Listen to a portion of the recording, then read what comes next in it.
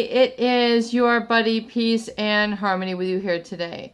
We're zooming in and focusing in on what I feel is a very important and significant question that we got in from a viewer, and that is it ever very practical to confront or quote-unquote take on a narcissistic sort of personality disordered individual head on, to confront them, to call them out, to basically go to battle, to go toe to toe, to go belly to belly with these individuals. And I'm going to discuss that here on this video. And before we get started, I want to give a huge shout out to those of you who have recently made a donation to the channel, particularly a lovely viewer who has made a donation.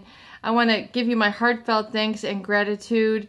It is viewers like you that keep me inspired to keep creating content, as I know that it's relevant and it's assisting you. So that means the world to me, and thank you so very much for your donations to the channel. As you know, that this is a public forum. This is essentially like public TV, and I'm glad that we have the resource and opportunity to be able to pool our resources together and make some very important life changes for you, oftentimes through some very difficult and confusing relationships.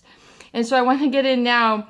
I'm really into that viewer's question, and that is it ever a good idea to take on a narcissist, to go toe-to-toe with them, to battle them, to really kind of go and through a confrontation, to maybe call them out? A lot of people, once they start getting some knowledge under their belt, they want to start going at it.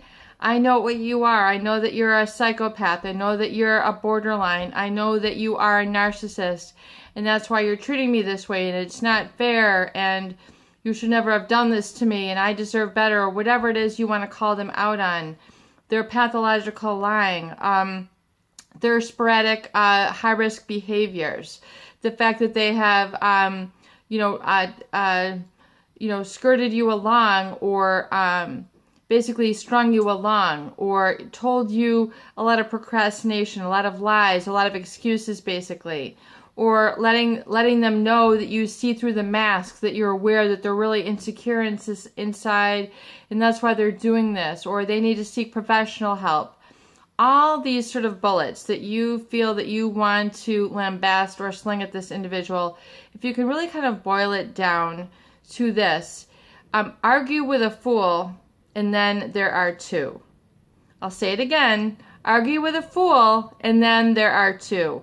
If you begin to confront them, call them out, trying to name them or let them know that you're conscientious of all that has happened and that you feel much better now, or, they're the bad man out, or whatever rage you feel, oftentimes it is a rage. It is a feeling of humiliation. It is a feeling of grave hurt. It's a feeling that oftentimes you feel that you should not have to, suffer through and endure alone. And then somehow, magically, mystically, you want to involve this person in your healing process. And so that you feel really, or might begin to ascertain that, you might be able to make leaps and bounds in your healings, or perhaps even win them over again, to see if they're going to come crawling back on their knees, basically, and then begin to say, you're right, I should change, that was wrong of me.